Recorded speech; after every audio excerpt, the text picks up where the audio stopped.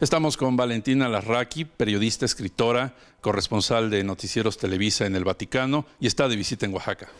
Valentina. Encantada de estar aquí, pues como parte de una gira por varios estados del país, pero feliz de estar en Oaxaca. Y la parte en la que traemos libros importantes, sobre todo el último, que rescata datos muy importantes de este seguimiento que diste como corresponsal a Juan Pablo II. Sí, prácticamente son dos libros que van de la mano, es Juan Pablo II, el santo que conquistó el mundo, y el milagro costarricense, porque es el milagro por el que Juan Pablo II fue santo. El primero lo escribí con el postulador de la causa de beatificación y canonización de Juan Pablo, Monseñor Oder, y la verdad es como cerrar un poco un ciclo, porque ya es un amplio mosaico, digamos, de la santidad, y sobre todo de un santo de nuestros días, porque no es fácil decir, pues conocimos a un santo, pero la verdad es que todos nosotros lo conocimos. Ahora ya es santo y yo te quisiera preguntar, aprovechando esta visita, ¿en qué momento te das cuenta de esa parte que es, ahora conozco un santo y conocí un santo y trabajé junto a un santo?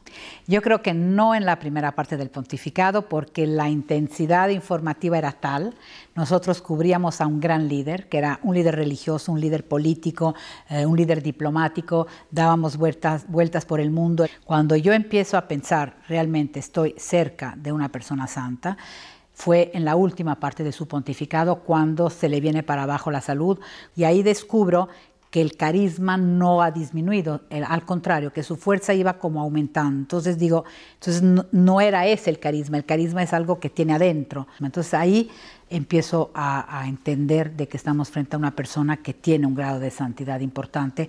Yo creo que lo que más me llamó la atención seguramente fue su fortaleza. Aparte la fe, que era lo que movía todo, por la que podía también tener esa fortaleza. La fortaleza y la entrega hasta el final. El decir, Cristo no se bajó de la cruz, yo tampoco me voy a bajar. Y eso creo que es un gran mensaje que nos queda. ¿Qué parte de toda esta cobertura que hiciste a Juan Pablo II y que se rescata en estos libros, qué momento habrá sido el que más te marcó?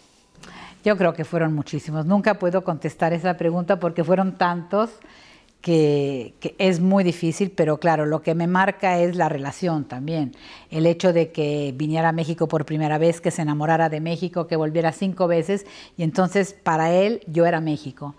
Y yo tuve ese gran privilegio de que, claro, él me considerara con cariño porque él adoraba a los mexicanos. Y la gente de México me vio poco a poco con los años como un pequeño puente. Entonces creo que fue una historia, digamos, profesional y humana impresionante, ¿no? Que eso me marcó muchísimo, y sobre todo ese cariño que el Papa le tenía a México y que de alguna manera recayó un poco en mí, pero solo por el hecho de que yo fuera mexicana, no por ser yo, digamos. Y bueno, y decenas de momentos, ¿no? Pero sobre todo, quizás la última vez que lo vi con vida, 3 días antes de morir, que todavía se levanta de la cama con todas las cánulas de la traqueotomía, de la alimentación por vena, para aparecer 20 segundos en la ventana, porque era miércoles, y no pudo más que esbozar una bendición, y a los 20 segundos cerraron esa ventana. Pero el que haya querido no defraudar a la gente que estaba ahí 3 días antes de morir, y esa última mirada a la plaza, y yo creo que esa es la imagen que me queda, digamos, que me impactó de una realmente sobremanera. ¿Esa habría sido la última vez que lo viste con claro, vida de toda la cobertura? Todos nosotros, todo el mundo. Fue la última vez, fueron miércoles, 3 días antes de su muerte, murió el sábado en la noche, y ese día él se levantó de la cama en ese estado, ya prácticamente muriéndose, solo porque sabía que en la plaza había gente esperando esa audiencia general que obviamente nunca se habría podido celebrar. ¿Qué preparación tuviste para decirle al mundo que Juan Pablo II había muerto después de más de 20 años de haberlo cubierto? Pues la verdad es que no hubo preparación, en el sentido de que tú te preparas a no perder la noticia de un punto de vista profesional y no piensas en todo lo que eso significa para ti, pero fue un momento muy impactante porque a Televisa llegaron todos corriendo, digamos, Carlos Loret de Mola, Joaquín López Dóriga, yo estaba cubriendo en el Vaticano con Leonardo Kurchenko, y entonces se anuncia y le da tiempo solo, así casi poniéndose la corbata a Carlos Loret de Mola, solo dijo, ya vamos contigo, pero no dio el anuncio de la muerte. Entonces, claro, yo estaba en el Vaticano en la terraza, en nuestra azotea, y tengo al lado a Leonardo Kurchenko, que era mi jefe. Yo me quedo callada diciendo, lo va a decir él, y él se queda callado también. Entonces, claro, yo ahí entendí que querían que la dijera yo, ¿no? Entonces, claro, todavía se me enchina la piel porque yo dije, pues es la única noticia que nunca habría yo querido darles, pues Juan Pablo II acaba de morir. Hay una anécdota que tú has platicado sobre los funerales y que no podías ver el féretro. Sí, es que yo tenía que protegerme porque nunca, digamos, ni en el momento del anuncio, ni en las 7 horas de la transmisión que siguieron, otras 7 horas al día siguiente, digamos, yo nunca se vio nada, digamos, de lo que eran mis sentimientos personales. Y cuando llegó el momento de los funerales y teníamos que transmitir, teníamos el monitor enfrente y obviamente estaba el ataúd. Y yo lo que sí entendí es que no podía mirar el ataúd. Entonces, porque era como correr riesgos de que, digamos, mi parte emotiva, emocional, pues saliera. ¿Te cambió la vida Juan Pablo II, más allá de que era un líder de opinión, un papa, como compañero de trabajo, porque al final del día se vuelve eso? Sí, totalmente. Es que fueron 26 años que coincidieron también con la parte más importante de mi vida como mujer. De joven, obviamente pasé a ser una persona adulta, conocí a mi marido, tuve mis hijas, tuve mis duelos, y todo siempre iba de la mano. Es decir, cualquier recuerdo personal que tenga está relacionado con algo que sucedía con Juan Pablo o en algún viaje. Entonces, claro, fue algo muy intenso. Y obviamente te cambia la vida. También estar en contacto con una persona así, ¿no? Finalmente te preparaste para un primer papa, que fue el que cubriste corto tiempo, pero ¿qué consideras que marcó a Juan Pablo II en comparación, claro, con Benedicto y con Francisco actualmente?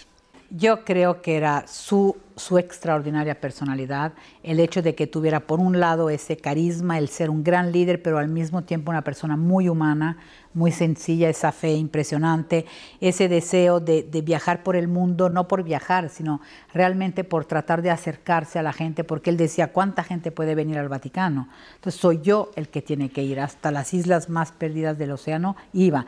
Era un hombre que quería entender el mundo y sabía que no se puede entender el mundo viéndolo desde una ventana del Vaticano. Creo que tenía una gran visión y sobre todo tenía grandes intuiciones, el pedir perdón, por ejemplo, por todos los errores de la Iglesia, el querer abatir el muro de Berlín, el reunir a todas las religiones, porque él siempre pensaba que lo que unía era más importante de lo que dividía.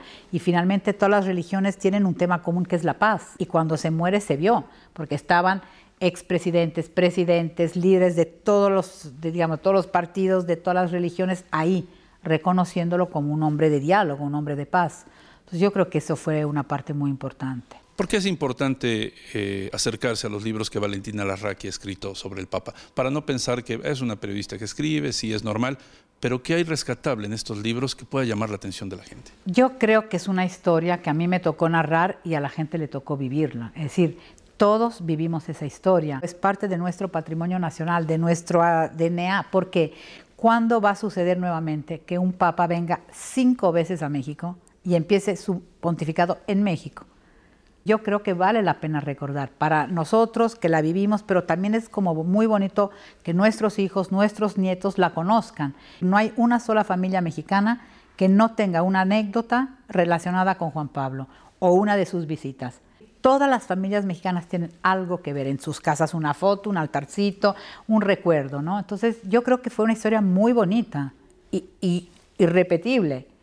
Y además la primera periodista mexicana que lo entrevistó. Y esa anécdota también es buenísima, ¿no? La de la entrevista del sombrero. La del sombrero es buenísima, digamos, vamos a decirle entrevista entre comillas. Claro.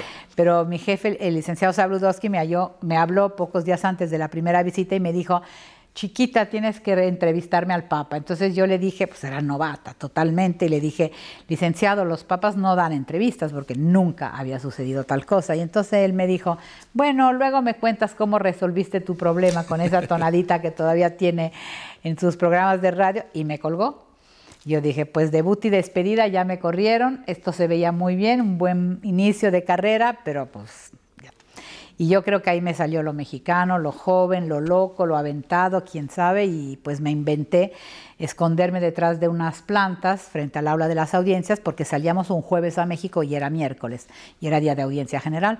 Me escondí con un sombrero de charro, micrófono, un pobre camarógrafo italiano, cuando le conté, estaba blanco, porque obviamente eso no se había visto nunca. No era normal. No era normal, obviamente, y llegó el automóvil del Papa, pues yo me avalanché, con el sombrero enrollada en el cable, el micrófono, el pobre camarógrafo temblando, y vi el rostro del jefe del protocolo, que era un francés, un monseñor francés estiradísimo, que me miró con odio y dijo, ¿hasta dónde hemos llegado? Y acababa de empezar el pontificado de Juan Pablo y luego vería, de hecho luego se fue porque... No soportó. No soportó todo lo que luego sucedió y yo dije, aquí ya me van a correr y en eso pues me volteé a ver a Juan Pablo y tenía una cara así sonriente, como divertida, como si viera una pelirroja loca de 20 años con un sombrero de charro fuera lo normal y un micrófono.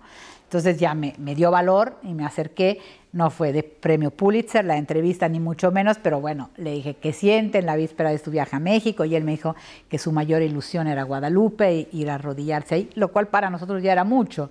Y le pedí una bendición para México antes de su salida, la dio frente a la cámara y bueno, fue todo.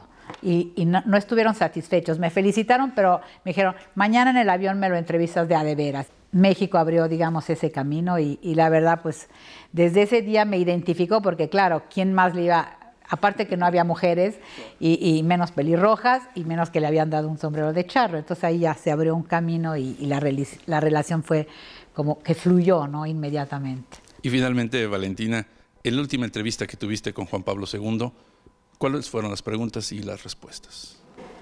Yo creo que fue por entrevistas, yo creo que fue por los años, creo que era el 99, en ocasión de la 4ª visita del Papa y sobre todo le pedí pues acerca de los cambios que había habido en esos 20 años, ¿no? Entonces él tuvo, como tenía mucho sentido del humor, me dijo, bueno, el primer cambio que tanto yo como usted hace 20 años éramos mucho más jóvenes, porque claro, habían pasado 20 años desde la primera visita. Pero pues habló mucho del cambio que había habido en México, porque claro, desde la primera vez que lo había recibido el presidente López Portillo, ahí le había dicho buenas tardes, señor, lo dejo en manos de su pueblo, hasta ya el 99 estaba el presidente Zedillo con una recepción oficial, había relaciones diplomáticas, en fin, la gran evolución también que había habido en ese cambio relación Estado-Iglesia, ¿no? Y la verdad es que para el Papa era impresionante. El único dato que seguía igual es que decía el Papa que todo eso en México eran guadalupanos, más del 100% decía son guadalupanos y la gran fe y todo lo que México le había dado también en esos 20 años, ¿no?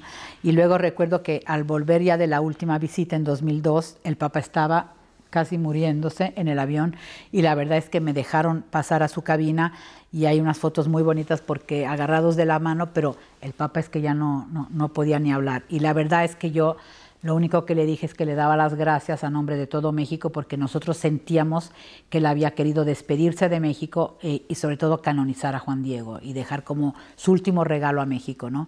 Y esa fue como una despedida ante cámaras, digamos. Luego lo vi en otras ocasiones públicamente, pero ya frente a las cámaras fue la última vez porque el Papa ya no podía casi ni hablar y ya no daba entrevistas. Gracias por compartir esas experiencias, Valentina, y gracias por esta visita. Al contrario, muchísimas gracias a ustedes.